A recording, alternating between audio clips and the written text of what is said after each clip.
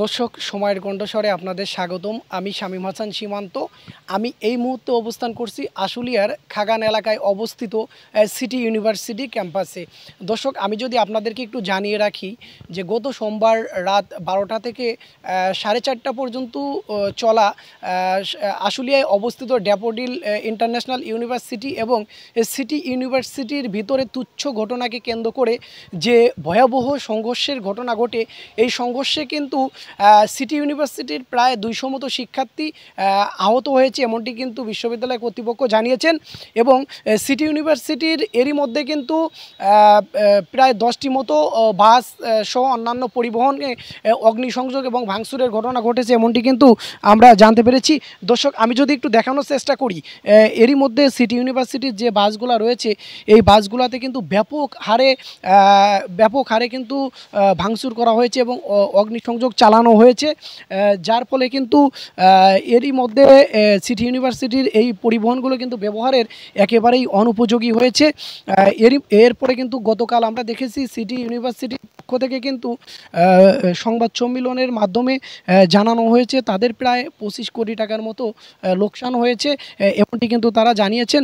মূলত সিটি ইউনিভার্সিটির একজন স্টুডেন্ট বাইকে করে যাওয়ার সময় থুতু ফেলাকে কেন্দ্র করে কিন্তু মূলত এই ঘটনা ঘটে, এমনটি কিন্তু আমরা জানতে পেরেছি। পরবর্তীতে কিন্তু ড্যাফোডিল ইন্টারন্যাশনাল ইউনিভার্সিটির এক ছাত্রের গায়ে এই থুতু পড়ায় কিন্তু তারা ক্ষিপ্ত হয়ে কিন্তু সিটি ইউনিভার্সিটির যে শিক্ষার্থী রয়েছে তাকে কিন্তু মারধর করে পরবর্তীতে কিন্তু মারধরের ঘটনার পরবর্তীতে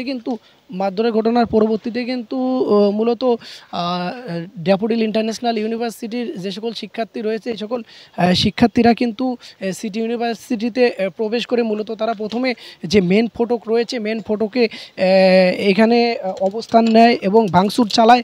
পরবর্তীতে কিন্তু পাশেই যে দেওয়াল রয়েছে এই দেওয়ালকে ভেঙে কিন্তু তারা ভিতরে প্রবেশ করে। দর্শক, আমি যদি একটু দেখানোর চেষ্টা করি, সিটি ইউনিভার্সিটির যে বাস রয়েছে সেই বাসে কি পরিমাণ অগ্নিসংযোগ এবং ভাঙচুর করা হয়েছে যে এই পরিবহনগুলো কিন্তু এই মুহূর্তে ব্যবহারের একেবারেই অনুপযোগী হয়েছে।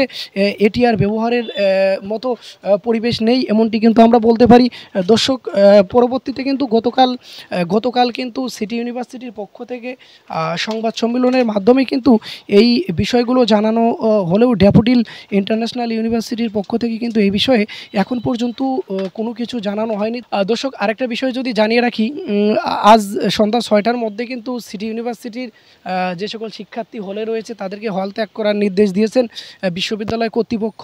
আগামী 4 নভেম্বর পর্যন্ত সিটি ইউনিভার্সিটির যে শিক্ষা ক্লাস বা অন্যান্য যে সকল কার্যক্রম রয়েছে সমস্ত কার্যক্রম কিন্তু বন্ধ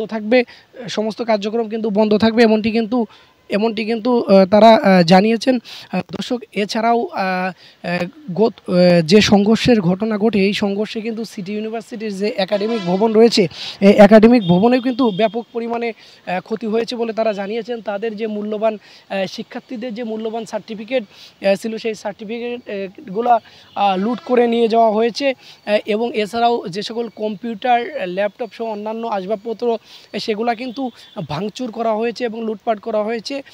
ইউনিভার্সিটির ফান্ডে নগদ যে টাকা ছিল সেই টাকাগুলোও কিন্তু